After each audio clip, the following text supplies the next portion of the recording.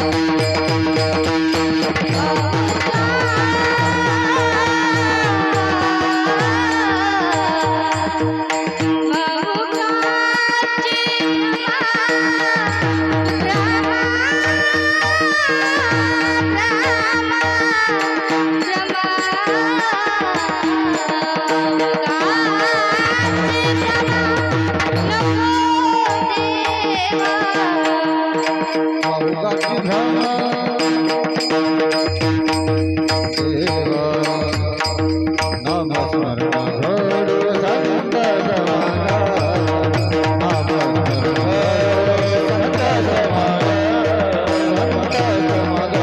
संत समाना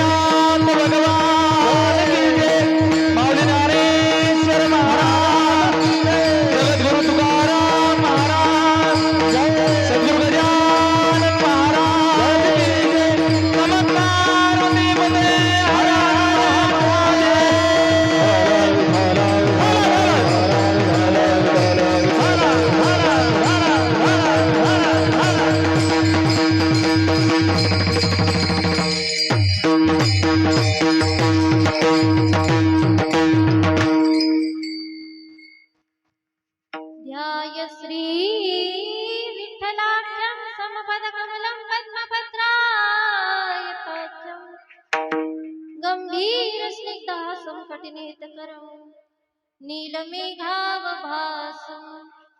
विद्विद्वासं वसानं मणिमयमुकुटं कुण्डलोत्थासिगण्डं मयूरस्रग्विभूषावयवरसहितं कौस्तुभोद्भासिताङ्गं समचरण सरोजवं सान्द्रनीलामुदाभं जगदनीतपानीं मण्डनं मण्डनानां तरुणतुलसीमाला कन्नरं कञ्जनेत्रं सदैधवलहासं विठ्ठलं चिन्तयामि पांडुरंगा करू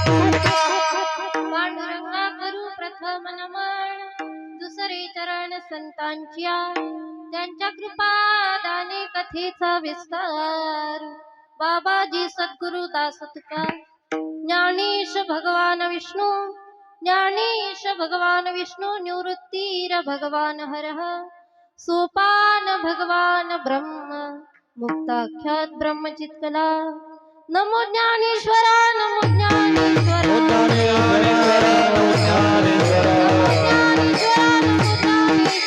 ज्ञानेश्वरा नमो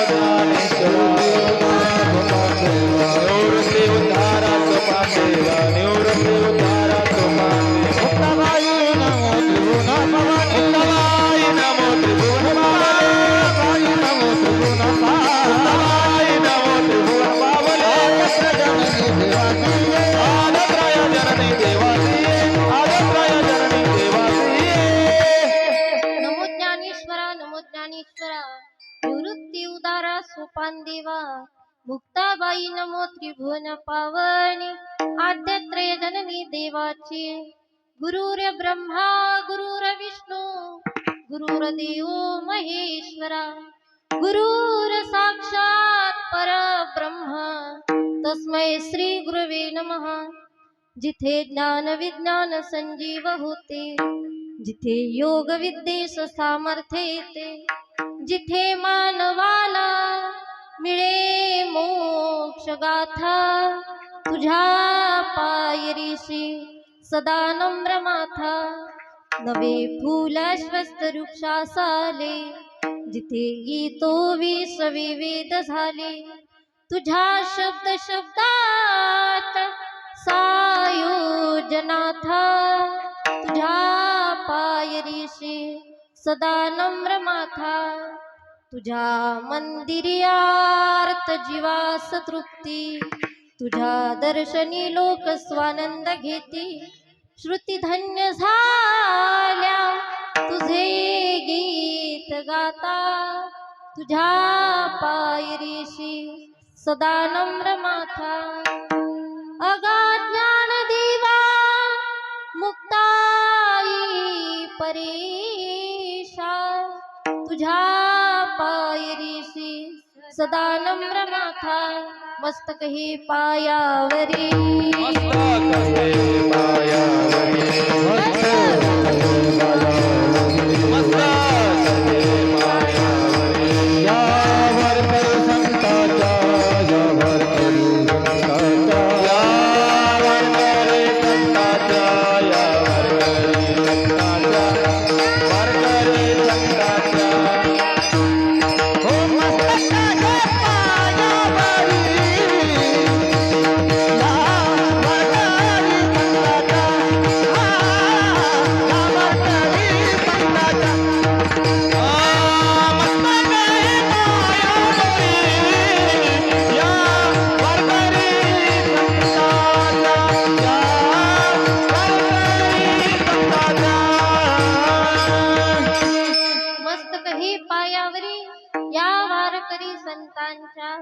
अथवा मस्तक माझे पायावरी राहू निरंतरी संतांच्या श्री संताची माता चरणावरी संताची माता चरणावरी संताची माता चरणावरी संताची माता चरणावरी साष्टांग हे करी साष्टांग हे करी दंडवत साष्टांग हे करी दंडवत श्री संतांची माता चरणावरी साष्टांग हे करी दंडवत विठ्ठल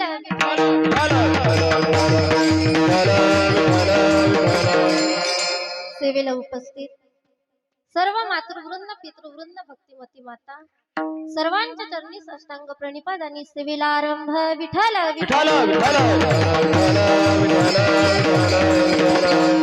प्रस्तुत प्राप्त प्रसंगी प्राप्त स्थळी कीर्तन रूपी सेवेकरता निवडलेला अभंग अद्यावत भूतलावर जन्माला आलेल्या जड जीवांच्या उद्धाराकरिता ज्यांनी अखंड देह शिजविला असे संत शांत आणि श्रीमंत अशा तीनही गोष्टींनी परिपूर्ण असणारे शांतीब्रह्म एकनाथ महाराज. काही लोक संत असतात पण शांत नसतात, काही लोक संत असतात शांत असतात पण श्रीमंत नसतात. पण माझे नाथ बाबा संत शांत आणि श्रीमंत अशा तीनही गोष्टींनी परिपूर्ण होते माईबाप.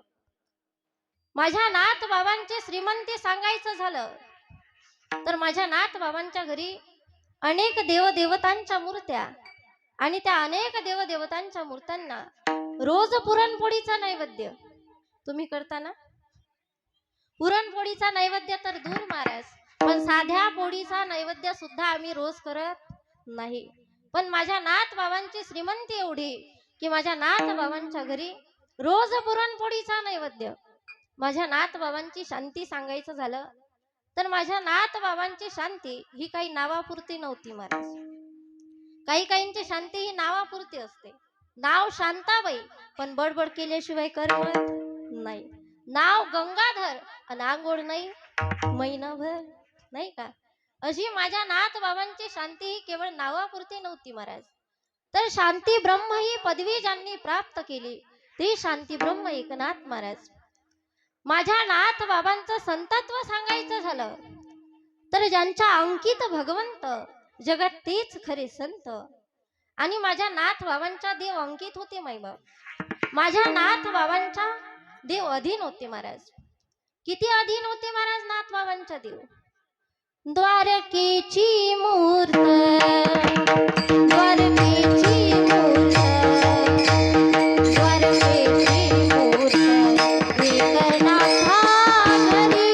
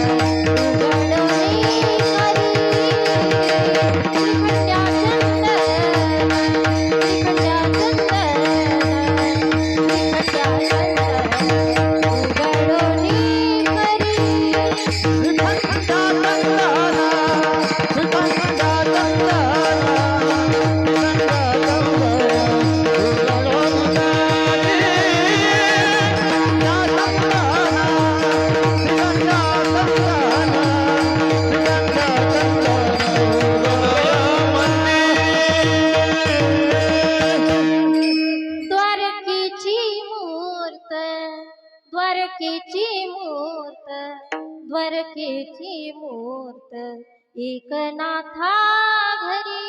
पाणी वाहे हरी कावडीने. भगवान पंढरीश परमात्म्यांनी ज्यांच्या घरी कामे करावी एवढ्या अधिकाराचे असणारे शांती ब्रह्म एकनाथ महाराज आणि त्या नाथ बाबांचा मागणी पर प्रकरणातील अभंग सेवेकरता निवडलेला आहे. विठ्ठल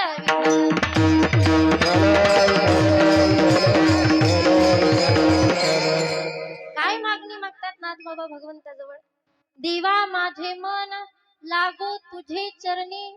देवा माझं ते भरकटलेलं मन आहे ते तुझ्या चरणावर लीन राहू दे. संसार व्यसनी पडून दे. आणि या संसाराच्या व्यसनामध्ये हे मन गुंतून राहू देऊ नकोस. आणखी काय मागणी मागतात संत. नामस्मरण घडो संत समागम वाऊगाची भ्रम नको देवा. नाही का. या मुखाने अखंड भगवंताचं नामचिंतन घडावं आणि या जीवाला संतांची संगत लाभावी.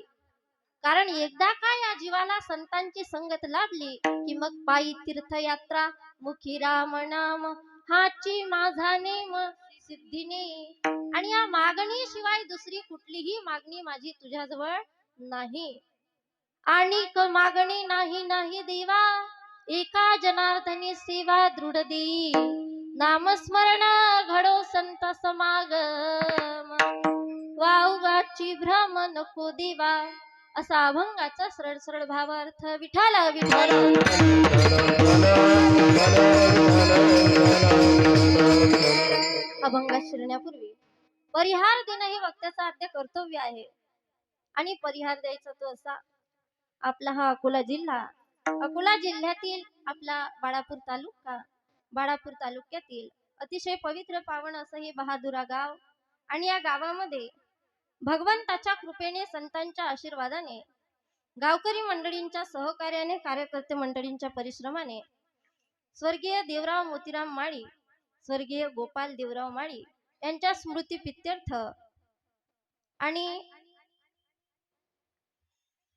संपूर्ण माळी परिवाराच्या वतीने आणि या बहादुरा गावाच्या वतीने सुरू असणारा हा अखंड हरिनाम सप्ताह, हरिभक्त पारायण आदरणीय अमोलजी महाराज वक्ते यांच्या मुखारविंदातून पार पडलेली भगवंताची पवित्र पावन कथा आणि कथेचा आजचा 7वा दिवस म्हणजे मागणीचा दिवस. आज आपल्याला भगवंताजवळ काहीतरी मागण्याचा अधिकार प्राप्त झाला. मायबाप, का आज आपल्याला भगवंताजवळ मागण्याचा अधिकार प्राप्त झाला?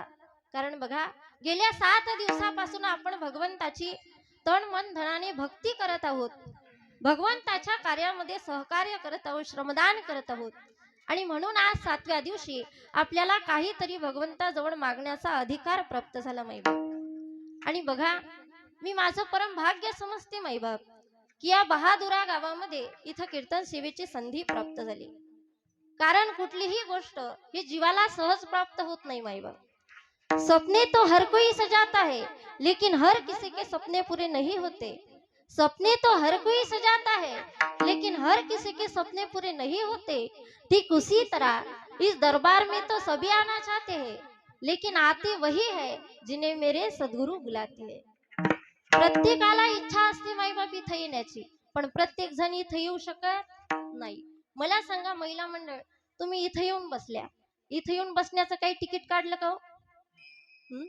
5-5 रुपये, 10-10 रुपये, काहीच नाही. बघा, इथं येण्याकरता मुळात वित्तरूपी तिकीट काढावं लागत नाही. माईबाप, इथं येण्याकरता पुण्यरूपी तिकिटाचा साठा असणं गरजेचं आहे. विठाला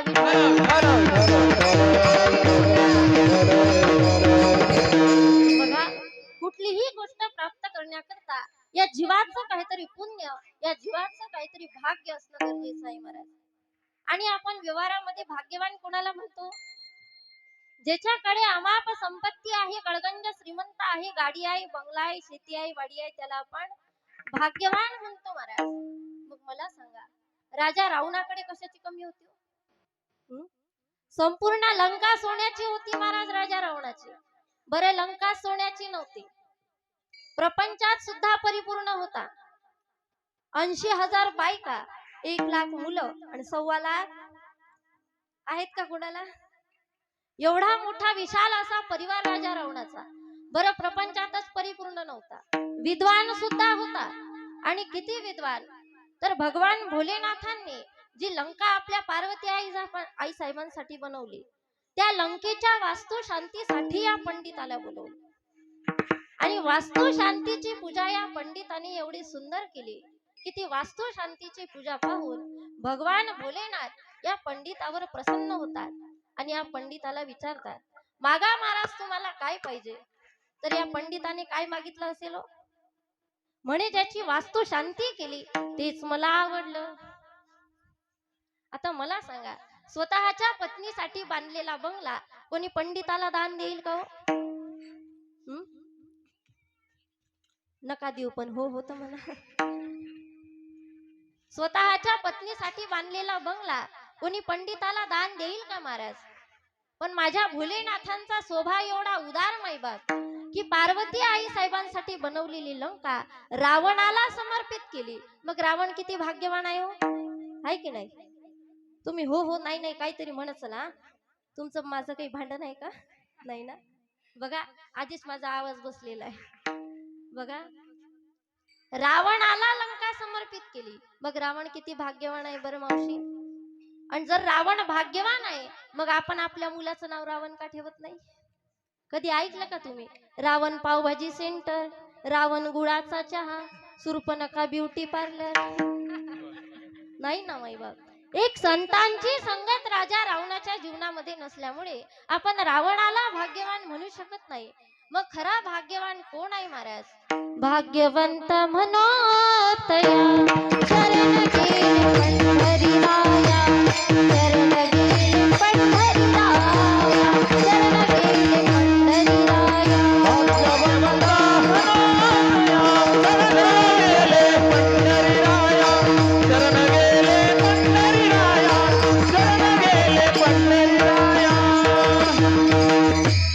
भाग्यवंत म्हणोतया शरण गेले पंढरीराया. जो भगवंताला शरण गेला, जो संतांना शरण गेला, तो खरा भाग्यवान आहे महाराज. आणि बघा, संतांची संगत ही जीवाला सहज प्राप्त होत नाही महाराज. बहु अवघड आहे संत भेटी, परी जग जेठी करुणा केली. आणि अशा अवघड असणाऱ्या संतांची संगत आपल्या जीवनामध्ये एक क्षण जरी घडली ना मैबाप, तरी आपल्या आयुष्याचं सोनं झाल्याशिवाय राहत नाही. मला सांगा महिला मंडळ, तुमच्या बहादुरा गावात दूध काय लिटर आहे? 70 रुपये लिटर. आणि पाणी काय लिटर आहे? समजा विकत घ्यायचं झालं तर 20 रुपये लिटर पर्यंत आपल्याला मिळून जाईल महाराज. मला सांगा, दुधाची किंमत पाण्याला येणार आहे का? येईल ना. तुमच्या इथं म्हशी आहेत का? जर तेच पाणी दुधात मिसळलं तर दुधाची किंमत पाण्याला आल्याशिवाय राहणार नाही महाराज. आणि संत हे दुधाप्रमाणे आहेत मैबाप, आणि हा जीव पाण्याप्रमाणे आहे. जेव्हा दूध रूपी संतांची संगत या पाणी रूपी जीवाला घडेल, तेव्हा या जीवाची सुद्धा किंमत वाढल्याशिवाय राहणार नाही. विठाला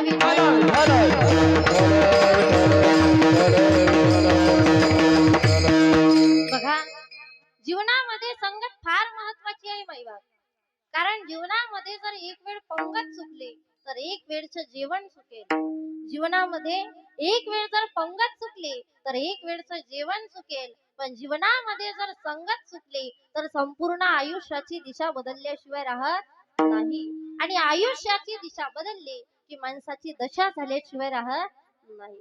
म्हणून संगत संतन की करले, जीवन का सार्थक कछु करले. संतन के संग लाग रे, तेरी अच्छी बनेगी. संतन की संग लाग रे, तेरी अच्छी बनेगी.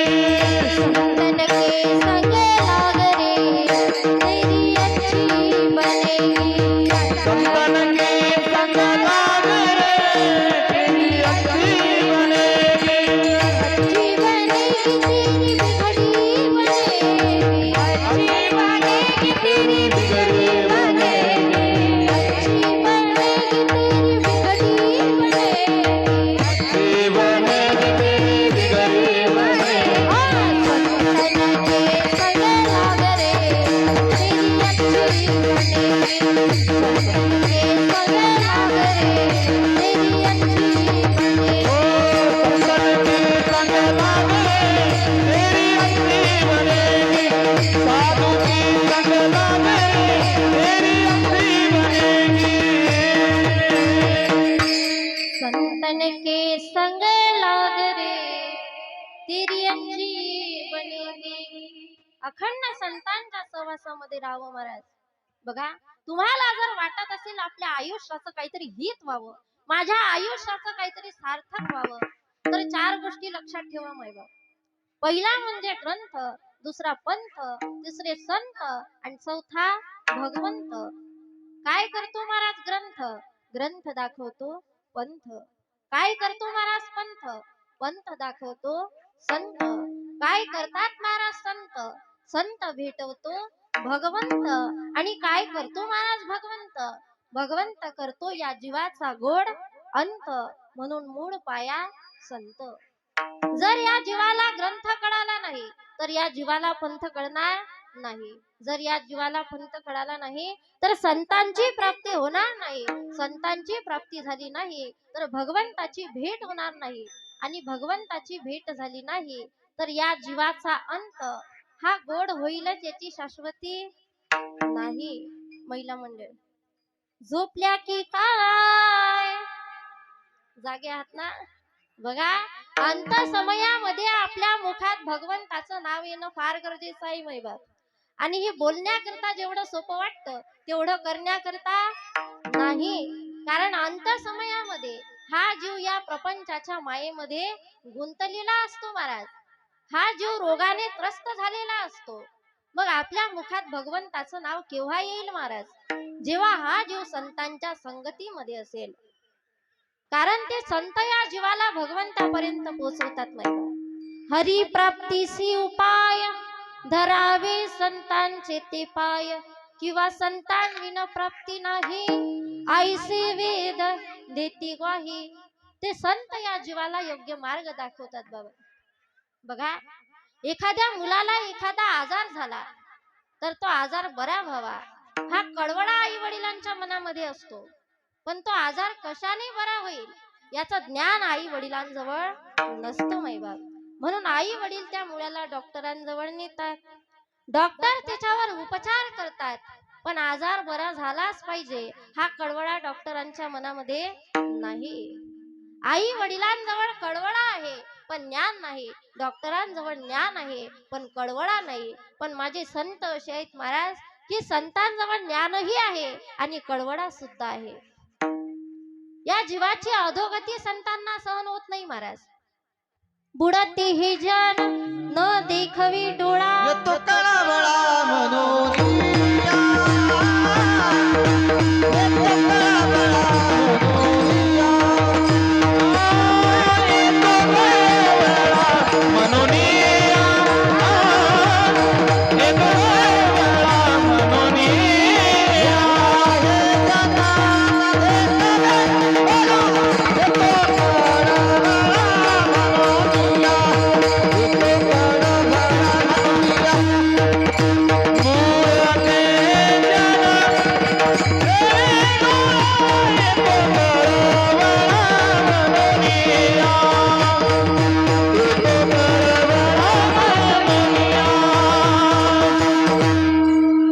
बुडते हे जन न देखवी डोळा, येतो कळवळा म्हणून या. म्हणून संत या जीवाला वारंवार उपदेश करतात महाराज. करारी बापांनो साधन हरीचे, जनी करणीचे करू नका. ते संत या जीवाला उपदेश करतात महाराज. सांगतो तुम्हासी भजारी विठ्ठला, नाही तरी गेला जन्म वाया. हरी हरी तुम्ही म्हणारे सकळ, तेने माया जाळ तुटतील. हरिमुखे म्हणा हरिमुखे म्हणा, पुण्याची गणना कोण करी. नाही का? वेळोवेळी संत या जीवाला योग्य मार्ग दाखवतात मैबाप. आणि ते संत शांती ब्रह्म एकनाथ महाराज भगवंताजवळ मागणी मागतात अभंगाच्या पहिल्या चरणात. देवा माझे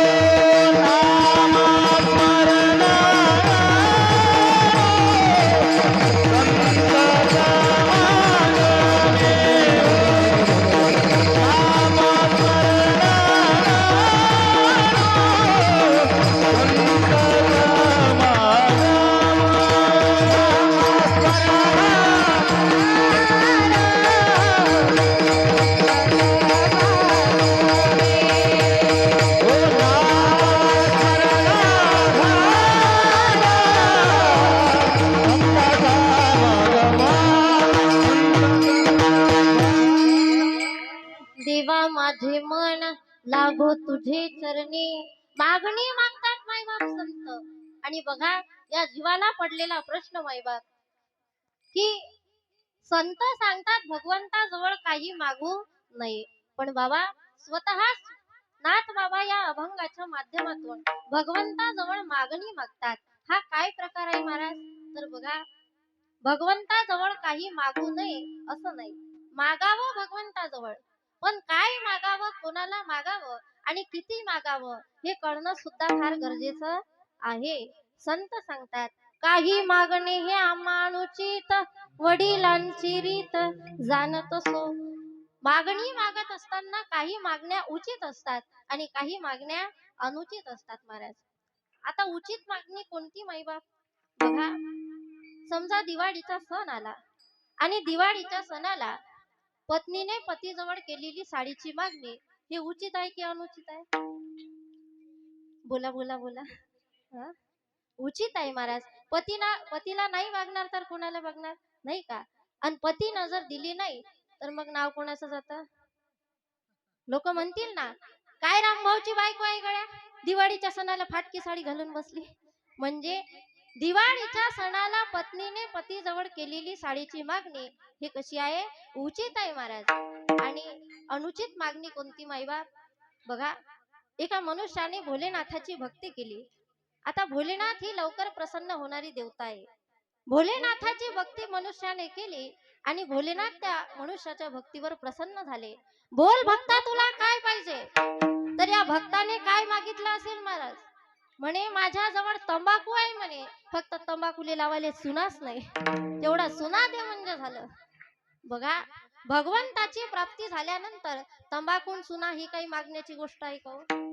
नाही महाराज. काही मागण्या उचित असतात, काही मागण्या अनुचित असतात. मागावं भगवंताजवळ, पण काय मागावं, कोणाला मागावं आणि किती मागावं हे कळणं सुद्धा फार गरजेचं आहे माईबाप. बघा अगदी 5 वर्षाचे ध्रुव बाळाने भगवंताची भक्ती केली, तप केलं, साधना केली आणि ध्रुव बाळाच्या भक्तीवर प्रसन्न होऊन भगवंत ध्रुव बाळाला म्हणतात, ध्रुव बाळ माग, तुला काय मागायचं आहे? तर अढळ पदाची मागणी ध्रुव बाळाने केली महाराज. अढळ पद ध्रुव बाळाने प्राप्त केलं, पण भगवंतापासून दूर गेला. मागणीमध्ये अजून पुढे सांगायचं झालं तर उपमन्यूने भगवंताची भक्ती केली, तप केलं, साधना केली आणि उपमन्यूच्या भक्तीवर प्रसन्न होऊन भगवंत उपमन्यूला म्हणतात, उपमन्यू माग, तुला काय मागायचं आहे? तर उपमन्यूने काय मागितलं असेल? एक दुधाची वाटी मागितली. भगवंत म्हणतात, अरे उपमन्यू एवढी भक्ती केली, एवढं तप केलं, एवढी साधना केली आणि त्या भक्तीच्या बदल्यात काय मागतो? एक दुधाची वाटी. अरे लोक मला मूर्ख म्हणतील. मागणाऱ्याला कळालं नाही, मग देणाऱ्याला तर कळायला पाहिजे ना, नाही का? म्हणून भगवंताने उपमन्यूला शिराचा सागर अर्पण केला. शिराचा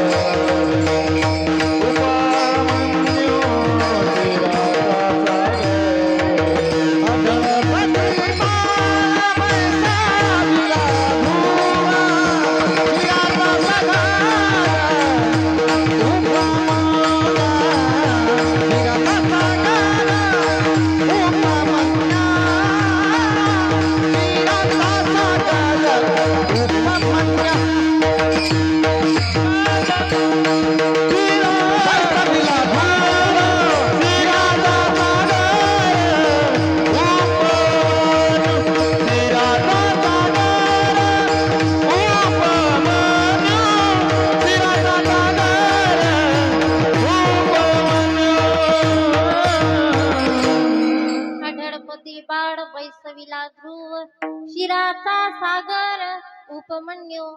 मागणीमध्ये अजून पुढे सांगायचं झालं तर नामदेवरायांनी भगवान पंढरीश परमात्म्यांची भक्ती केली, तप केले, साधना केली आणि नामदेवरायांच्या भक्तीवर प्रसन्न होऊन भगवान पंढरीश परमात्मा नामदेवरायांना म्हणतात, नामदेवा माग, तुला काय मागायचं आहे?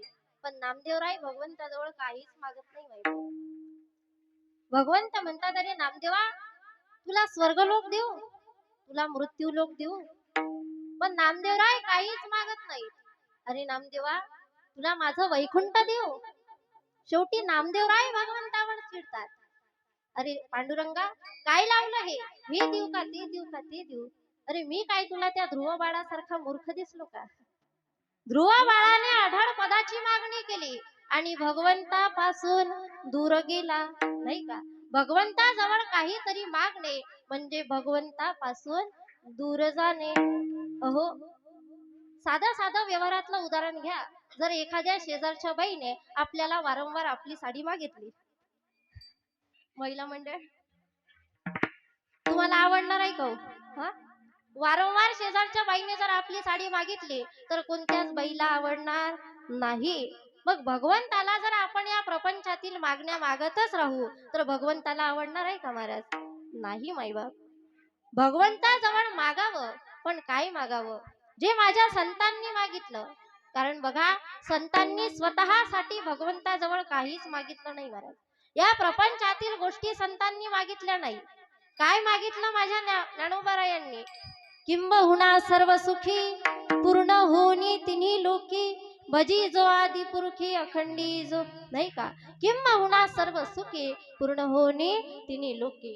आपण जर माऊलींच्या जागी असतो तर काय मागितलं असतो? किंबहुना सर्व दुखी, फक्त आणि फक्त मीच सुखी, नाही का. आपल्याला शेजारच्याचं वाटोळं झाल्यावरच बरं वाटतं माहिती. कारण कुत्र्याला गती, माणसाला प्रगती सहन होत नाही महाराज. म्हणून मागायचं असलं तर स्वतःच्या पद्धतीने मागितल्यापेक्षा संतांच्या पद्धतीने मागावं महाराज. कारण संत मागतात तर भगवंताजवळच मागतात आणि संत मागतात तर भगवंतासाठीच मागतात. काय मागितलं माऊली? संतांनी काय मागितलं महाराज? देवा माझे मन लागो तुझे चरणी, संसार व्यसनी पडून दे. या प्रपंचाच्या मायेमध्ये मन गुंतून राहू देऊ नको महाराज. व्यसन म्हणतात माईबाप संत या प्रपंचाला. आणि बघा, व्यसन कशाला म्हणतात हो? एखाद्या गोष्टीची लागलेली सवय आणि ती सवय जर वाढतच गेली तर त्याचं रूपांतर व्यसनात होते माईबाप, नाही का. व्यसन म्हणतात संत या प्रपंचाला. आणि बघा, एखाद्या गोष्टीची लागलेली सवय ही मेल्याशिवाय जात नाही महाराज. एखाद्याला भांडण करण्याची सवय असते, भांडण केल्याशिवाय एखाद्याचा दिवसच जात नाही. काही काही महिलांना निंदा करण्याची सवय असते. तुम्हाला नाही बरं, आमच्या अकोल्यातला सांगते. नाही, आज अकोल्याच्या सुद्धा सोबत आहेत बरं, अनुभव सांगायला आहेत त्या, नाही का. अकोल्यांच्या बायाचं सांगते. आमच्या अकोल्याच्या बाया एवढ्या निंदा करतात की निंदा केल्याशिवाय त्यांना झोपच येत नाही महाराज. बघा, सवय कशाला म्हणतात थोडक्यात सांगून जाईल. एक राजा होता आणि त्या राजाच्या राजवाड्यासमोरून एक सुंदर अशी रूपवान मुलगी जात होती. आणि ती मुलगी कोण होती माहिती आहे?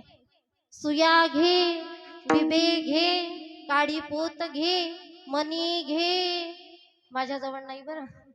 ती गोंडीन विकत होती. आणि एवढा सुंदर आवाज कोणाचा आहे हे बघण्याकरता राजा खिडकीतून डोकावून पाहतो. जसा राजा खिडकीतून डोकावून पाहतो तशी त्याला सुंदर अशी रूपवान मुलगी दिसते. राजा विचार करतो, एवढी सुंदर एवढी रूपवान मुलगी आहे, पण हिला हिच्या परिस्थितीमुळे हा व्यवसाय करावा लागत आहे. पुन्हा एवढी रूपवान एवढी सुंदर मुलगी आपल्या राज्यात बघायला मिळणार नाही, म्हणून लग्न करेल तर हिच्याशीच करेल असा निर्णय राजा घेतो आणि त्या गोंडींजवळ लग्नाची मागणी घालायला जातो. हे रूपवान बालिके, मी तुझ्या रूपावर मोहित झालोय. मला तुझ्याशी लग्न करण्याचा मानस आहे. माझ्याशी लग्न करशील का? आता ती गोंडीन म्हणते, राजन, मी माझ्या वडिलांच्या आज्ञेशिवाय कुठलंही काम करत नाही. तुम्हाला जर माझ्याशी विवाह करायचा असेल तर तुम्ही माझ्या वडिलांना जाऊन विचारा. आता एवढ्या मोठ्या राजवाड्यातील राजा एका गोंडींच्या वडिलांजवळ जातो आणि लग्नाची मागणी घालतो. मला तुमच्या मुलीशी लग्न करण्याचा मानस आहे. तुमच्या मुलीचा विवाह माझ्याशी करणार का? आता वडील म्हणतात, लग्न माझ्या मुलीला करायचं आहे, म्हणून तुम्ही मुलीला जाऊन विचारा. आता राजा चिडतो. राजा म्हणतो, तुम्हाला का मी फुटबॉल दिसलो का? मुलीजवळ जावं तर मुलगी वडिलांजवळ पाठवते. वडिलांजवळ जावं तर वडील मुलीजवळ पाठवतात. हो किंवा नाही एक सांगा. आता एवढ्या मोठ्या राजवाड्यातील राजा एका गोंडींच्या वडिलांजवळ लग्नाची मागणी घालायला आला म्हटल्यावर कुठले वडील नाही म्हणणार आहे तो? वडिलांनी सुद्धा लग्नाकरता होकार दिला.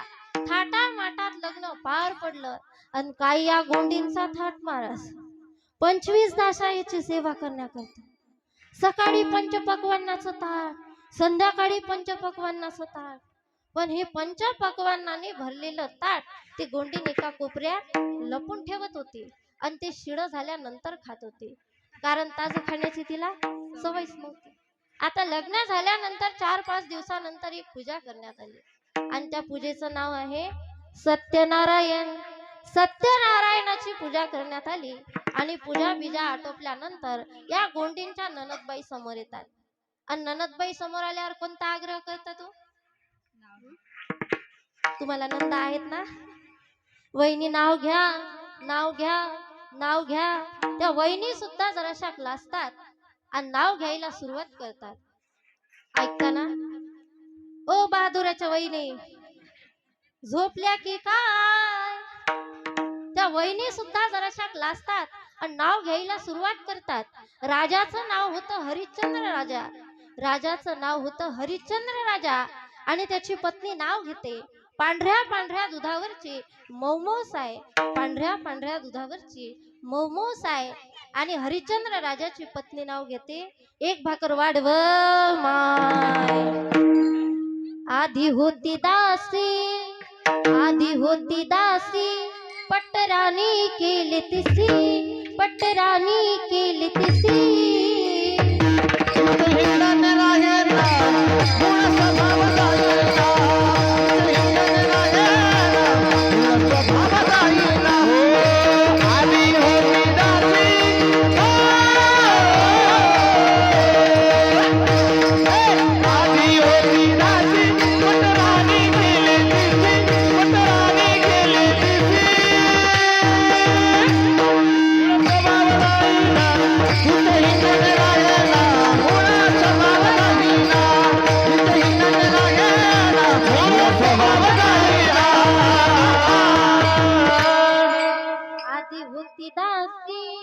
पटराणी केली तिसी, पटराणी केली तिसी.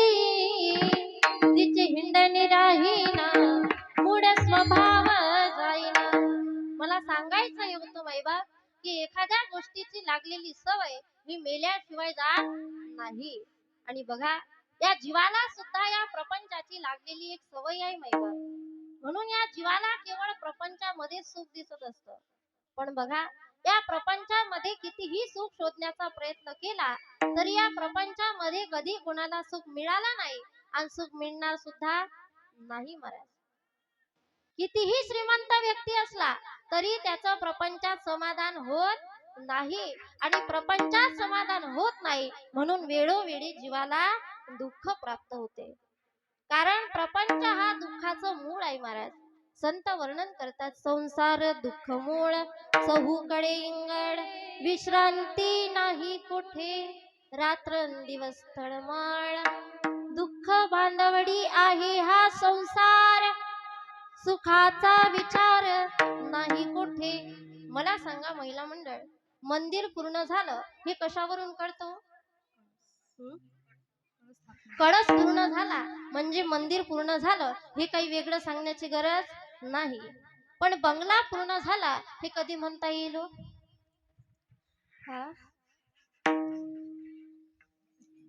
माळी परिवार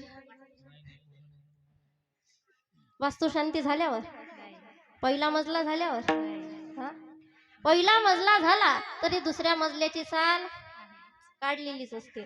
दुसरा मजला झाला तरी तिसऱ्या मजल्याचे गजो बाहेर काढलेलेच असतात महाराज, नाही का?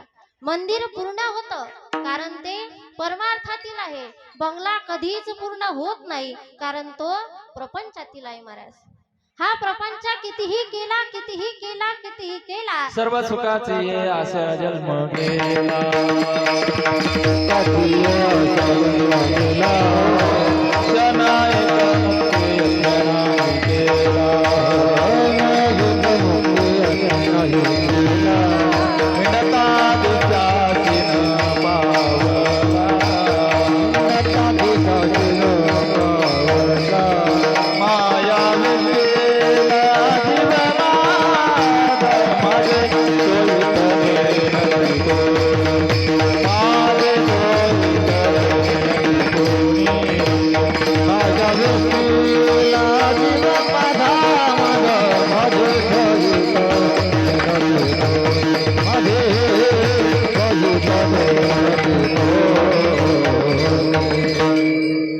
सुखाची या आशा जन्म गेला, पण अंत समयापर्यंत जीवाला सुख प्राप्त होत नाही महाराज. म्हणून आता लोक म्हणतील महाराज आम्ही काही प्रपंच सोडावा का? पण बघा संतांनी प्रपंच सोडा असं सांगितलेलं नाही महाराज. कारण संतांनी सुद्धा प्रपंच केला ना वैभव. पण कसा केला माझ्या संतांनी प्रपंच? तर संत देह रूपाने प्रपंचात होते, पण संतांचं चित्त मात्र परमार्थाकडे होतं महाराज. पक्षी अंगणी उतरती ते का गुंतोनी राहती, तैसे असावे संसारी. त्या प्रपंचामध्ये राहून सुद्धा जीवाला वेगळं करावं आणि परमार्थ करावा. आमच्या मुक्ताताई गोडचाल म्हणतात पक्षी अंगणी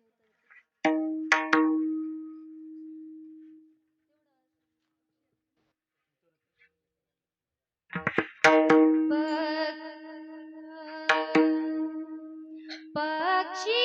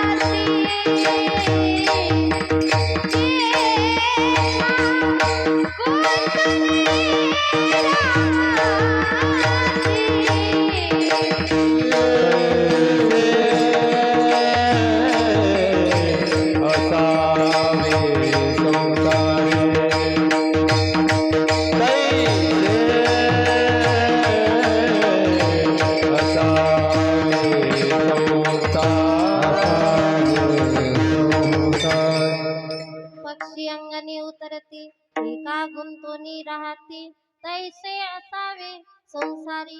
पक्षी अंगणामध्ये दाना खाण्याकरता पाणी पिण्याकरता उतरतात आणि लगेच फुरकन उडून जातात महाराज. तैसे असावे संसारी. कैसे असावे महाराज संसारी?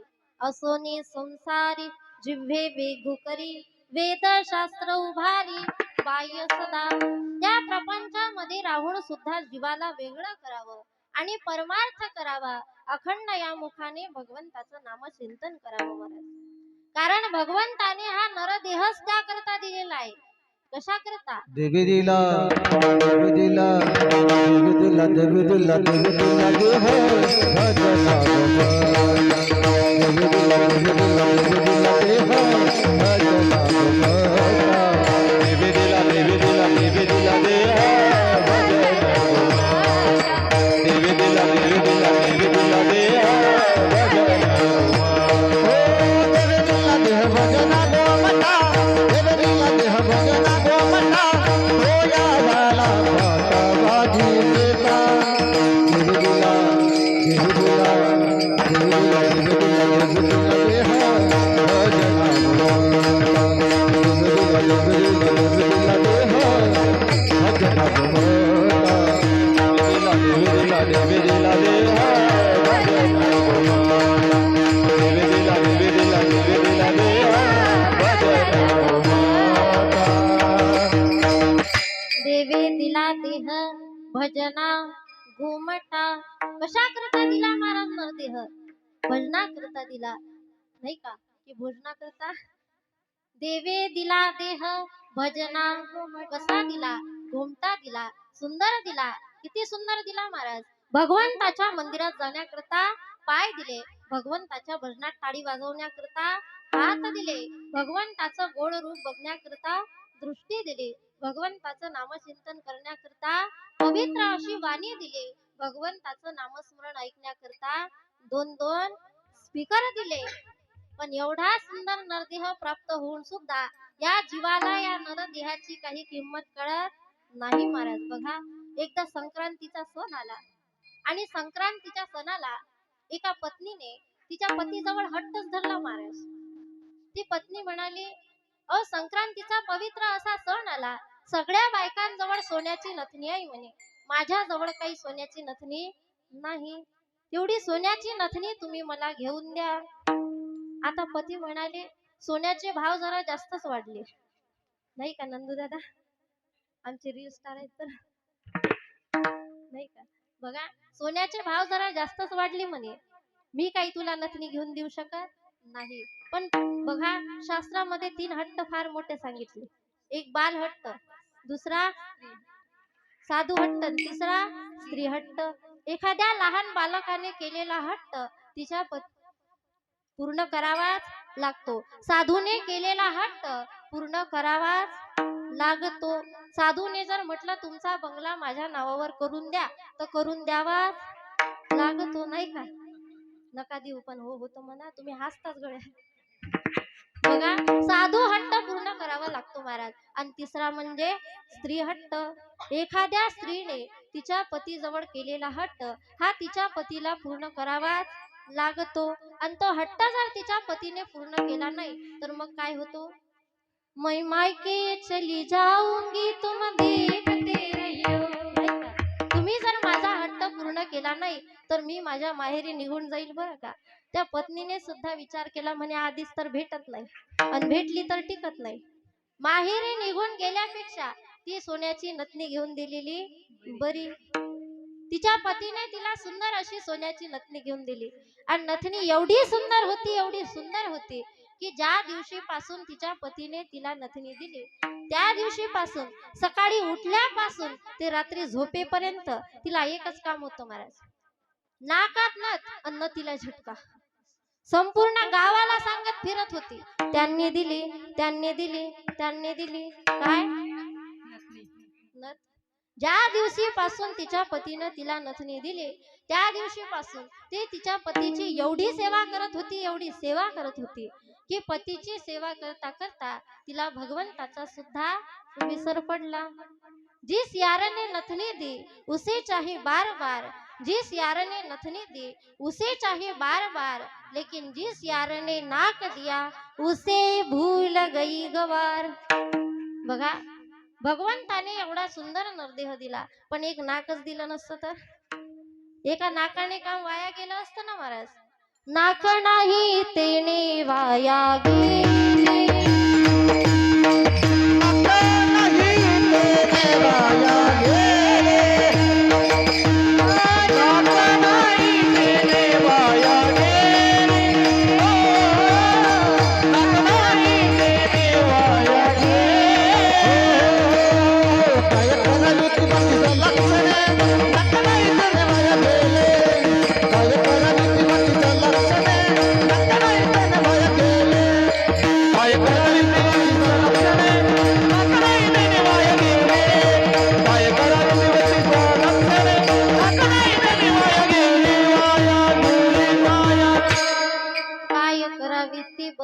लक्षणे नाक नाही तेने वाया गेले, नाही का? आणि त्या गवार सारखी आपली परिस्थिती झाली आहे महाराज. एवढा सुंदर, एवढं भगवंताचं गोड नाम सोडून केवळ या जीवाला या प्रपंचामध्ये सुख दिसत असतं मायबाप, पण या प्रपंचामध्ये सुख शोधून सापडत नाही आणि अंत समयापर्यंत जीवाला प्राप्त होणार नाही. म्हणून अखंड या मुखाने भगवंताचं नाम चिंतन करा, क्योंकि जिंदगी जब तक रहेगी फुर्सत न होगी काम से, जिंदगी जब तक रहेगी फुर्सत न होगी काम से, कुछ समय ऐसा निकालो कि प्रेम करो मेरे राम से, प्रेम करो मेरे राम से. अखंड भगवंतावरती प्रेम करावं महाराज. काही लोक म्हणतात आजच काय आमचं वय झालं महाराज, करू पुढे. अरे पुढे करू काढ काय तुझा आज्ञाधार.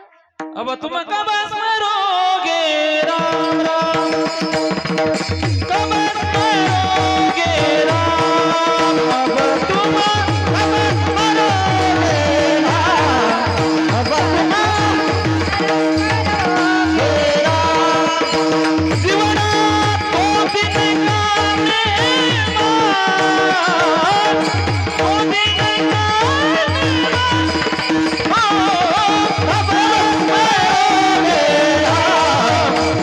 अब तुम कब मरोगे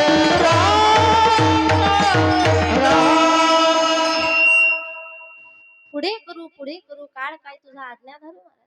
काळ आपल्या हातात नाही, काळावर आपण विजय मिळवला नाही महाराज. बघा, काळाची सत्ता आपल्यावर आहे, आपली सत्ता काळावर नाही.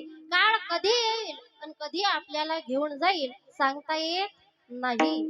पाहतो उंदीर घेऊन जाई बोका, पाहतो उंदीर घेऊन जाई बोका, पाहतो उंदीर घेऊन जाई बोका,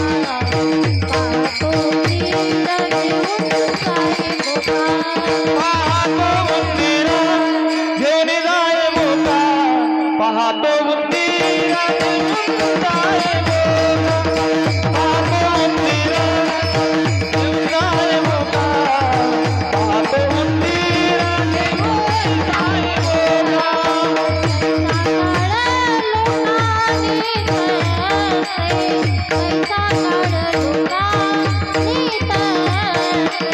कैसा काळ लोका नेतासे, कैसा काळ लोका नेतासे.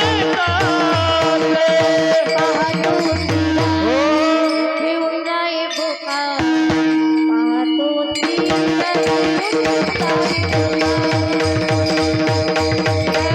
घेऊन जाय बोका, पाहतो उंदीर घेऊन जाय बोका. पाहतो उंदीर घेऊन जाई बोका, तैसा काळ लोका नेतसे. बघा, या काळापासून कोणी वाचलो नाही आणि कोणी वाचणार सुद्धा नाही महाराज. श्रीमद भागवत कथेमध्ये हिरण्यकश्यपूची फार सुंदर कथा वर्णन करून सांगितलेली आहे. हिरण्यकश्यपूने भगवंताची भक्ती केली, तप केलं, साधना केली आणि हिरण्यकश्यपूच्या भक्तीवर प्रसन्न होऊन भगवंत हिरण्यकश्यपूला म्हणतात, हिरण्यकश्यपू माग, तुला काय मागायचं आहे. तर हिरण्यकश्यपूने भगवंताजवळ मागणी मागितली महाराज, देवा मला मरणच येऊ नये असं वरदान मला द्या. पण भगवंत म्हणतात, हे कसं शक्य आहे. इथं जन्माला आलेल्या प्रत्येकाला एक ना एक दिवस जायचं आहे, असं वरदान मी तुला देऊ शकत नाही. पण हिरण्यकश्यपू म्हणतो, मला असं वरदान द्या की माझा मृत्यू दिवसा होणार नाही, माझा मृत्यू रात्री होणार नाही, माझा मृत्यू घरात होणार नाही, माझा मृत्यू घराच्या बाहेर होणार नाही, माझा मृत्यू जमिनीवर होणार नाही, आकाशात होणार नाही, माझा मृत्यू शस्त्राने होणार नाही, अस्त्राने होणार नाही, माझा मृत्यू या 12 महिन्यात सुद्धा होणार नाही. पण तरी सुद्धा वाचला का. नरसिंह भगवंत अवताराला आले आणि जसे नरसिंह भगवंत अवताराला आले तसा हिरण्यकश्यपूला थरकाप सुटला. हिरण्यकश्यपू म्हणतो, मला ब्रह्मदेवाकडून वरदान मिळालंय, माझा मृत्यू होणार नाही. बोल काय वरदान आहे. म्हणे माझा मृत्यू दिवसा होणार नाही, माझा मृत्यू रात्री होणार नाही. भगवंत म्हणतात, आता दिवसही नाही, रात्रही नाही, आता कोणती वेळ आहे. आता संध्याकाळची वेळ आहे. बोल पुढे काय वरदान आहे. म्हणे माझा मृत्यू घरात होणार नाही, घराच्या बाहेर सुद्धा होणार नाही. म्हणे आपण घरातही नाही, घराच्या बाहेरही नाही, आपण कुठं आहोत. आपण उंबरठ्यावर आहोत. बोल पुढे काय वरदान आहे. म्हणे माझा मृत्यू जमिनीवर होणार नाही, आकाशात सुद्धा होणार नाही. म्हणे हिरण्यकश्यपू तू माझ्या मांडीवर आहेस आणि मी तुझा मृत्यू मांडीवरच करणार आहे. बोल पुढे काय वरदान आहे. म्हणे माझा मृत्यू मानवाकडून होणार नाही, प्राण्याकडून सुद्धा होणार नाही. म्हणे हिरण्यकश्यपू जरा बघ माझ्याकडे, मी तुला मानव दिसतो की प्राणी दिसतोय. जर तू मला मानव म्हणशील तर माझं तोंड कसं आहे, सिंहासारखं आहे. आणि जर तू मला प्राणी म्हणशील तर माझं शरीर कसं आहे, मानवासारखं आहे. म्हणून नाव नरसिंह आहे. बोल पुढे काय वरदान आहे. म्हणे माझा मृत्यू शस्त्राने होणार नाही, अस्त्राने होणार नाही. म्हणे मी तुझा मृत्यू माझ्या बोटाच्या नखाने करणार आहे. आणि बोटाचे नख हे शस्त्रही नाहीत, अस्त्रही नाही. बोल पुढे काय वरदान आहे. म्हणे माझा मृत्यू या 12 महिन्यात सुद्धा होणार नाही. त्याला वाटला आता आपण वाचलो नाही का, पण तरी सुद्धा वाचला का. भगवंत म्हणतात, म्हणून तर एक 13वा महिना काढला. कोणता, अधिक मास. काहीच काम नव्हता हा महिना काढल्याचं, स्पेशल तुला मारण्याकरताच काढलेला आहे. बोल पुढे काय वरदान आहे. आता वरदान संपले. नरसिंह भगवंताने हिरण्यकश्यपूचा संहार केला. विठाला विठाल.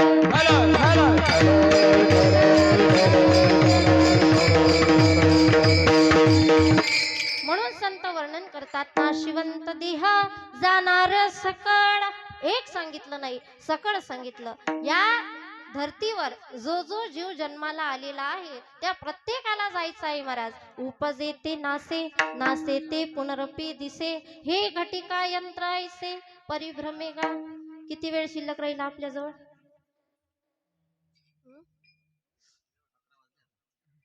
अहो मी आयुष्याचा विचारत आहे, कीर्तनाचा नाही. किती वेळ शिल्लक राहिला आपल्याजवळ. हा, अगदी अगदी थोडा काळ आपल्याजवळ शिल्लक राहिला महाराज. कधी जावं लागेल सांगता येत नाही. आणि जेवढा वेळ आपल्याजवळ शिल्लक राहिला ना महाराज, त्या वेळेचं आपण हित केलं पाहिजे. अखंड या मुखाने भगवंताचं नामचिंतन केलं पाहिजे महाराज. कारण संत सुद्धा या जीवाला विनंती करतात, नरदेह दुर्लभ जाणारी तुम्ही वास्तव वास्तव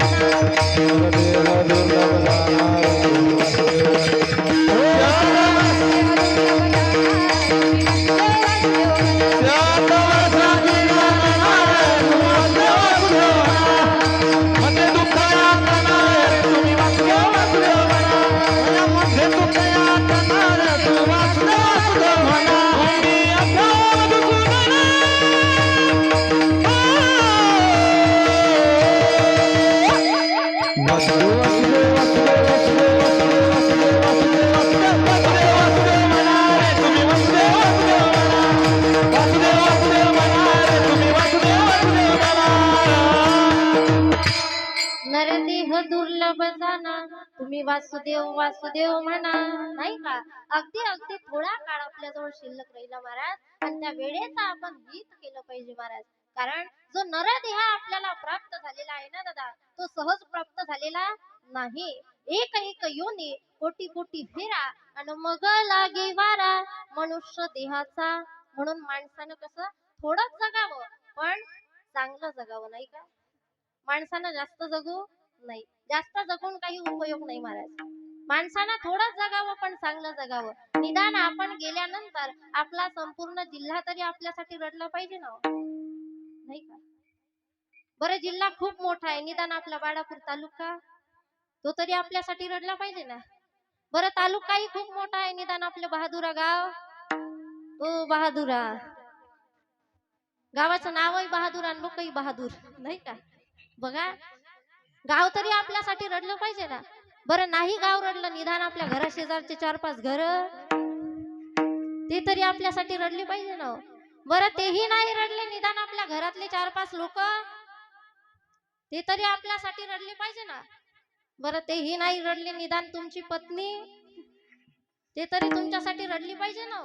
काही काहींचं जगणं एवढं वाईट असतं महाराज की पत्नी सुद्धा मरणाची वाट पाहते. बाईल म्हणे खर मरता तरी बरे, नाची आले घर तुमकुनिया. नाही का. खर म्हणजे गाढव. अरे गाढवा मर तरी, नाशी आले घर तुमकुनिया. म्हणून माणसाचं जगणं हे चांगलं असावं माईबाप. बघा माणसाचं कर्म हे चांगलं असावं. कारण आपण केलेल्या कर्माची फळं आपल्याला प्राप्त होत असतात माईबाप. म्हणून माणसाचं बोलणं हे मवाळकीचं असावं. कारण जी गोष्ट आपल्याला भांडण करून प्राप्त होत नाही ती गोष्ट गोड बोलण्याने प्राप्त होते माईबाप. बघा एका गावामध्ये एक राधाबाई नावाची स्त्री राहत होती. आणि ती राधाबाई एवढी चांगली, एवढी प्रेमळ, एवढी मवाड स्वभावाची की पंचक्रोशीतील कोणालाही विचारावं राधाबाई कशी, तर कोणी सांगायचं लहान लेकरापासून ते मोठ्या माणसापर्यंत. राधाबाई सारखी चांगल्या स्वभावाची बाई संपूर्ण पंचक्रोशीत नाही. एवढी गोड स्वभावाची ती राधाबाई, पण तिचं नशीब एवढं फुटकं महाराज. तिला सून एवढी खट्याळ मिळाली की भांडण केल्याशिवाय तिचा दिवसच जात नव्हता. एक दिवस ही राधाबाई तिच्या सुनेला म्हणते, सुनबाई शेजारच्या गंगूबाईच्या घरी जा आणि जरा ताक घेऊन ये बरं. ती सुनबाई म्हणते, मी जाणार नाही सासूबाई, तुम्हाला जायचं असेल तर तुम्हीच जा, तुम्हीच आणा. पण ही राधाबाई जरा गोड स्वभावाची होती. आणि आता तशा सगळ्या सासूबाई गोड स्वभावाच्या झाल्या. ह्या तरी कुठे गोड होत्या, काळाने यांना गोड बनवलं नाही का. कारण या कलियुगामध्ये सासू होणंच ही भाग्याची गोष्ट आहे. सून भेटली तरच सासू होईल ना, तशी कशी सासू होणार आहे. आणि इकडून तिकडून सासू झाली तर सासूबाईनं सुनेला ढुसपूस करायचं नाही, तिला टाकून बोलायचं नाही, तिला काळ्या पाण्यात बघायचं. तिच्या माहेरकडची मंडळी आली तर रात्री 2 वाजता उठून त्यांच्या पिशव्या चेक करायच्या. बघा, सासू होणं ही भाग्याची गोष्ट आहे या कलियुगामध्ये. आणि सासूबाईचा स्वभाव हा गोडच असावा मायबाप.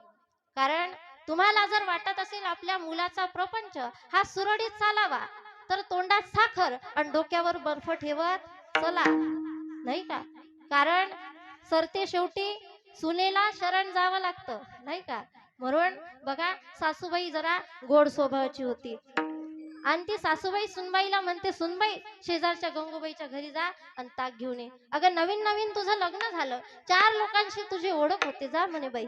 आता सुनबाईनं एवढं, सासूबाईनं एवढं प्रेमळ स्वभावानं सांगितल्यावर कोणती सुन ऐकणार नाही हो. सुनबाईनं सुद्धा चरवे घेतली आणि गंगूबाईच्या दारात गेली. तेवढ्यात गंगूबाई खराट्यानं अंगण झाडत होती आणि तेवढ्यात ही सुनबाई जाते म्हणे, गंगूबाई हातातला खराटा टाक आणि दे मला ताक. सांगा बरं, देईल का ती ताक? म्हणे, कोणाची ग सून तू, तुला बोलण्याची सुद्धा अक्कल नाही, जा म्हणे, मी ताकच केलं नाही. आली रिकामी चरबी घेऊन घरी. सासूबाई म्हणते, आणलं का ग ताक? नाही म्हणे सासूबाई, गंगूबाईनं ताकच केलं नाही. म्हणे, काय, काल तर माझ्या समोर 2 भांडे ताक केलं त्या गंगूनं, तुला दिला कसं नाही? म्हणे, काय म्हटलं तू गंगूबाईला? म्हणे, काहीच नाही सासूबाई, मी तर फक्त एवढंच म्हटलं, गंगूबाई हातातला खराटा टाक आणि दे मला ताक. म्हणे, मला माहित होतं तुला बोलण्याची अक्कल नाही, काहीतरी वाईट बोलली असेल. पा म्हणे आता कसं ताक घेऊन येते. निघाली सासूबाई ताक आणायला. तेवढ्यात ही सुनबाई म्हणते, ओ सासूबाई जरा चरबी तर घेऊन जा. ती सासूबाई म्हणते, अगं तोंड जर गोड असेल ना, त्या चरबीची सुद्धा गरज पडत नाही, पा म्हणे आता कसं ताक घेऊन येते. निघाली सासूबाई ताक आणायला. तेवढ्यात गंगूबाईच्या दारात जाते आणि गंगूबाईचं एक लहानसं लेकरू अंगणात खेळत असते. आणि लेकरू एवढा काळा कुट्ट की ढेकणात टाकला तर ओळखायला येणार नाही, एवढं काळं कुट्ट. पण उगाच त्या लेकराला उचलते आणि त्याचं शंभडं मेंबडं नाक पुसत गंगूबाई जवळ जाते. म्हणे, गंगूबाई कशा हो तुम्ही? अहो दगडाला नजर होते, अहो दगडाला नजर होते, दगडाला नजर झाली तर दगड फुटतो. हे तर एवढं गोंडस बाळ आहे म्हणे, कशा हो तुम्ही याला अंगणात खेळवता? घ्या म्हणे पकडा याला. गंगूबाईचं हृदय भरून आलं. गंगूबाई म्हणते, किती हो चांगल्या राधा अक्का तुम्ही, तुमच्या जागी दुसरी बाई असती ना, माझ्या लेकराकडे बघितलं सुद्धा नसतं, पण तुम्ही किती चांगल्या, माझ्या लेकराला उचलून आणलं. बसा म्हणे, जरा घोटभर चहा घेऊन जा. बिन पाण्याचा नुसतं कोऱ्या दुधाचा चहा केला. कोणी? नेटवर्क मध्ये आहात ना तिकडे मागे? कोणी केला? कोणासाठी? राधाबाईसाठी. चहा घे पिणं झाला आणि राधाबाई म्हणते, येते बरं का गंगू. ती गंगूबाई म्हणते, राधा का, कालच 2 भांडे ताक केलं, तेवढं ताक तर घेऊन जा. ही गंगूबाई म्हणते, राधाबाई म्हणते, अगं मी ताकासाठी आलीच नव्हती. आणि आली होती कशाला? म्हणे, मी ताकासाठी आलीच नव्हती, आणि मी जर ताकासाठी आली असती तर चरबी नसती का आणली? ओ राधा का, एवढे काय माणसाला माणसा खाल्ले का? माझ्या घरची चरबी घेऊन जा आणि वेळ मिळेल तेव्हा आणून द्या. कशामुळे? फक्त गोड बोलण्यामुळे महाराज. बघा, जी गोष्ट भांडण करून प्राप्त होत नाही ती गोष्ट गोड बोलण्याने प्राप्त होते माईबाप. म्हणून माऊली ज्ञानेश्वरी मध्ये वर्णन करतात, माणसाचं बोलणं हे कसं असावं. तैसे साचा आणि मवाळ, मितले आणि रसाळ, शब्द जैसे कल्लोड अमृताचे. माणसाचं बोलणं हे अमृतासारखं असावं. आणि बघा, इथं बसलेल्या प्रत्येक माई माऊलीला माझी विनंती आहे की तुम्ही भगवंताचं नामचिंतन करा. भगवंताचं नामचिंतन करता करता आपल्या छोट्या छोट्या बालगोपाळांना चांगले संस्कार द्या. कारण आज संस्काराची नितांत गरज आहे महाराज. जर आज आई जिजाऊंनी शिवबाला चांगले संस्कार दिले नसते तर आज शिवाजी राजे घडले नसते महाराज. अगदी अगदी 10 वर्षाची शिवबा आणि महालामध्ये खेळत असताना शिवबांची नजर काही नाचणाऱ्या स्त्रियांकडे जाते. तेच दृश्य आई जिजाऊ मासाहेब बघतात. घोडा जेवढ्या वेगाने धावणार नाही तेवढ्या वेगाने जिजाऊ आई साहेब शिवबांजवळ धावत येतात आणि शिवबाला म्हणतात, शिवबा तुला महिलांना नाचवणारा राजा बनायचं नाही शिवबा. तुला महिलांना नाचवणारा राजा बनायचं नाही, तर तुला महिलांना वाचवणारा राजा बनायचं आहे. माझ्या जिजाऊची पुण्याई कशी आली हो फळाला, माझ्या जिजाऊची पुण्याई कशी आली हो फळाला. तो बापाचा बापा वाघ शिवबा जन्मला, तो बापाचा बापा वाघ शिवबा जन्मला. माझ्या जिजाऊची पुण्याई कशी आली हो फळाला, माझ्या जिजाऊची पुण्याई कशी आली हो फळाला. बापाचा बापा वाघ शिवबा जन्मला, बापाचा बापा वाघ शिवबा जन्मला.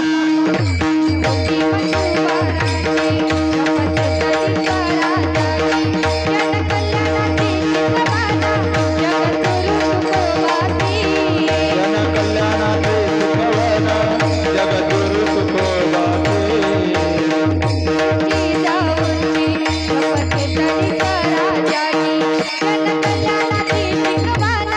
जगद्गुरु तुकोबाचे कोरतातील स्वराज्याचे त्या तोरणा गडाला, कोरतातील स्वराज्याचे त्या तोरणा गडाला.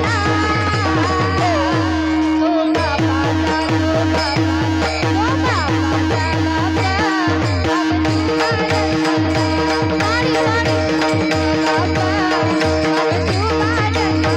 हो माझ्या जिजाऊची पुण्याई कशी आली हो फळाला, माझ्या जिजाऊची पुण्याई कशी आली हो फळाला. तो बापाचा बापा माझा शिवबा जन्मला, तो बापाचा बापा माझा शिवबा जन्मला. काय मावडे होते महाराज माझ्या छत्रपती शिवरायांचे. दिसायला राजासारखे, बोलणं राजासारखं, उंची राजासारखे, ज्यांचं नाव होतं शिवा काशीत. न्हावी जमातीमध्ये जन्माला आलेला हा शिवा काशीत. आणि एक दिवस छत्रपती शिवराय या शिवा काशीतला म्हणतात, शिवा स्वराज्याची एक जबाबदारी पार पाडशील काय शिवा. शिवा काशीत म्हणतो, राजा या स्वराज्यासाठी एक जबाबदारी काय, या स्वराज्यासाठी मरण जरी आलं तरी हसत हसत स्वीकारेल. बोला काय आज्ञा आहे राजा.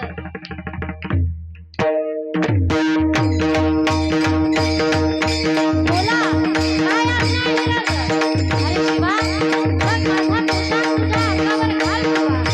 छत्रपती शिवरायांचा पोशाख छत्रपती शिवराय शिवा काशीच्या अंगावर चढवतात आणि पोशाख चढवत असताना छत्रपती शिवरायांच्या डोळ्यातील एक आसमानचा थेंब शिवा काशीच्या हातावर पडतो.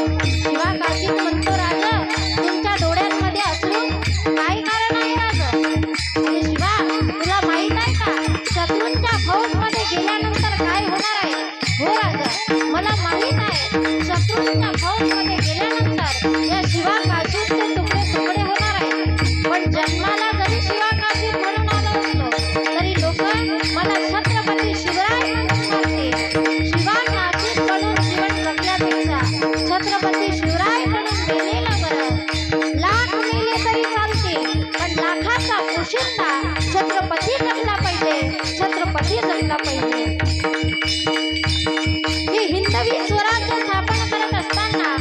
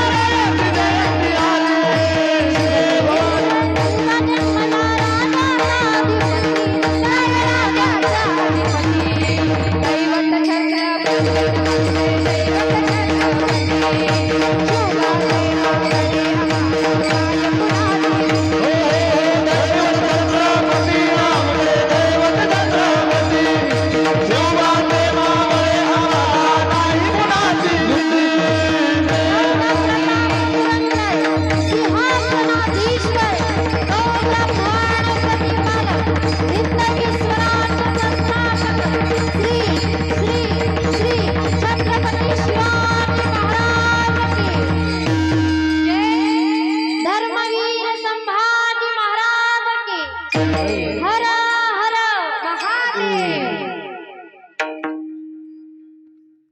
काही टाळ्या काही हा? बरं माझ्यासाठी नाही आमच्या गायनाच्या मंडळींसाठी हा? नाही का? बघा आज प्रत्येक आई आपल्या बाळाला सांगते बाळ राज व्हायचं असतं, बाळ राज व्हायचं असतं, पण कोणाच्या एकात ना कोणाच्या दोनात पडायचं असतं, फक्त आपलं आपण बघायचं असतं. आज प्रत्येक आई आपल्या बाळाला सांगते बाळ राज व्हायचं असतं, बाळ राज व्हायचं असतं, पण बस मध्ये प्रवास करत असताना बसच्या मध्यभागी जाऊन बसावं, जेणेकरून बस मागून जरी ठोकली आणि पुढून जरी ठोकली तरी आपण मध्ये सुखरूप राहायचं असतं. आज प्रत्येक आई आपल्या बाळाला सांगते बाळ राज व्हायचं असतं, पण ते बाळ तळकन उठतं आणि आपल्या आईला म्हणतं आई बाळानं राज व्हायचं असतं, आई बाळानं राजा व्हायचं असतं, पण त्याआधी बापानं शहाजी आणि आईने राजमाता राष्ट्रमाता जिजाऊ आई साहेब व्हायचं असतं, आई साहेब व्हायचं असतं. बघा टाळ्या वाजवायच्या असल्या ना जरा मोकळ्या वाजवत जा. तुम्हाला टाळ्या वाजवायचे काही पैसे द्यावे लागते का? नाही ना. पण कोणाचं कौतुक करायला मन हो नाही का? बघा असो आजचा 7वा दिवस आहे, झोपेची वेळ झालेली आहे नाही का, म्हणून तुम्हाला म्हणून काही फायदा नाही. बघा अखंड मुखाने भगवंताचं नामचिंतन करा, गळ्यामध्ये पवित्र तुळशीची माळ धारण करा, मुखाने भगवंताचं नामचिंतन करा, एकादशीचं व्रत करा आणि एकदा मोठ्या प्रेमाने हाताने टाळी आणि मुखाने नामस्मरण. ज्यांना ज्यांना हात असतील त्यांनीच हात वर करा. बहादुरा हात असतील बघू द्या तुमचे हात किती लंबे लंबे आहेत ते. करा हात वर. करा हो बुवा. पुरुष मंडळी सगळ्यांसाठी नियम सारखाच आहे बरं का. विठोबा रखुमा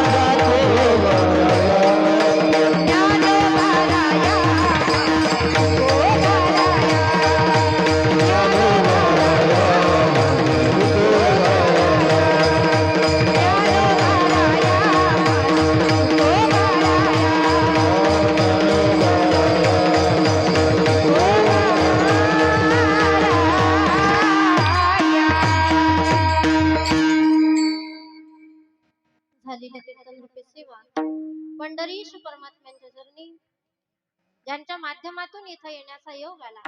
कारण बघा ना माईबाप, या आधी तुमचा माझा काही परिचय झाला, आता नाही नाही म्हणत चला 2 मिनिटं. या आधी तुमचा माझा काही परिचय, काही तुमची माझी ओळख, काही मी तुम्हाला कुठं पाहिलेलं, तुम्ही मला कुठं पाहिलेलं. बरं पाहिलंही असेल तरी मी तुम्हाला कधी चहा पाजलेला, तुम्ही मला कधी चहा पाजलेला, यानंतर भेटली तरी तुम्ही मला चहा पाजणार?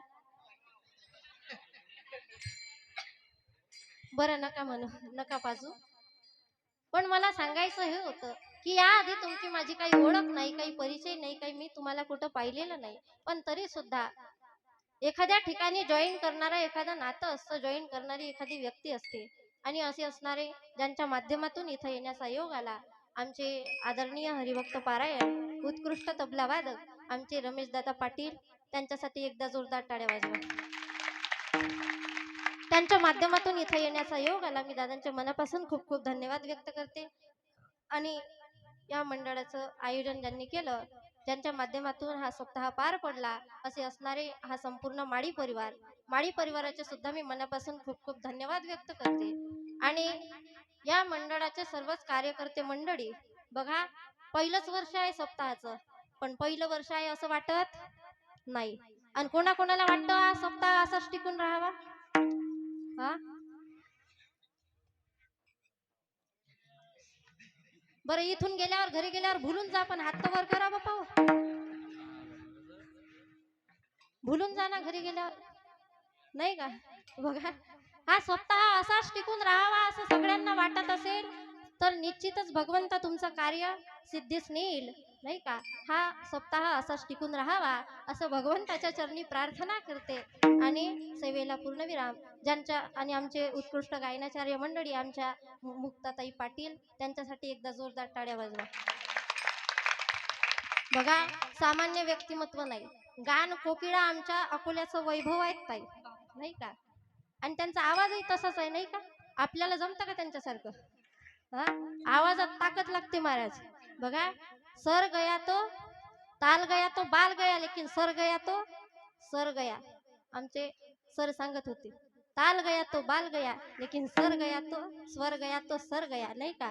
माणसाची इज्जत जाते महाराज एक ताल जर चुकला तर. म्हणून आमच्या ताई संगीत विशारद आमच्या मुक्ताताई पाटील, त्यांचे सुद्धा मनापासून खूप खूप आभार मानते.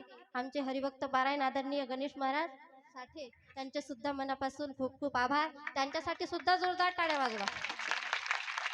आणि हे कौतुक एकाचं नाही तर सर्वांचं आहे, नाही का? आमचे उत्कृष्ट मृदंगाचार्य, आता तुम्ही प्रत्येकासाठी टाळ्या वाजवणार नाही, नाही का? बघा आमचे उत्कृष्ट बाल गायनाचार्य मंडळी, टाळकरी मंडळी, वारकरी मंडळी वयाने ज्ञानाने मानाने सर्वच गोष्टीने अधिकाराने मोठे आहेत. गंधर्वासारखे गायणारे आहेत, चंद्रसूर्यासारखे वाजवणारे आहेत, परीक्षितासारखे ऐकणारे आहेत, फक्त सांगणारे शुकाचार्य नाहीत. एवढंच तुमचं दुर्भाग्य आहे, नाही का? कीर्तनाला उपस्थित असणारे सर्व श्रोते मंडळी, आमच्या ताई सुद्धा आमच्या सोबत आलेल्या आहेत. आणि आमच्या दादांना सुद्धा आम्ही मोबाईलवर बघत असतो, नंदू दादा पाटील, नाही का? ताईला नाही आणलं का सोबत? हो हो, नेहमी आम्ही स्टेटस पाहत असतो, रील, नाही का? रोडगे ख्याली आवो, आमची वराडी भाषेत बोलतात दादा, नाही का? खूप छान व्यक्तिमत्व आहे, त्यांचे सुद्धा मनापासून आभार. आमच्या ताई सुद्धा सोबत आलेले आहेत, त्यांचे सुद्धा मनापासून आभार. विनेकरी बाबा, साऊंड सर्वांचे खूप खूप आभार व्यक्त करते. सेवेला पूर्णविराम. ज्ञानेश्वर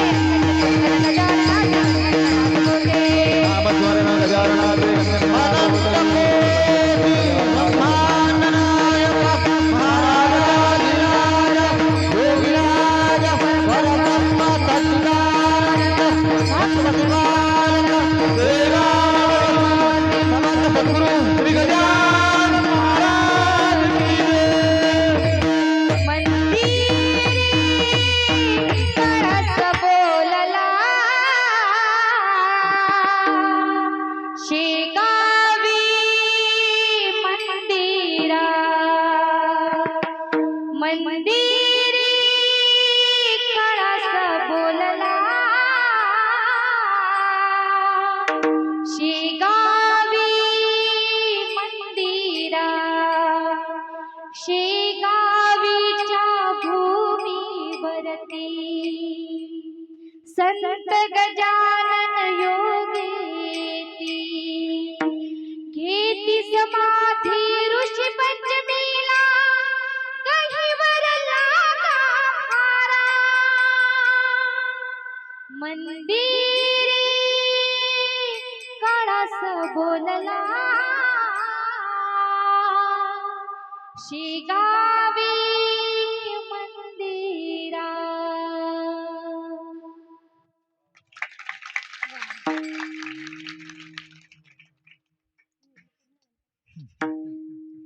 विठ्ठल जय जय विठ्ठल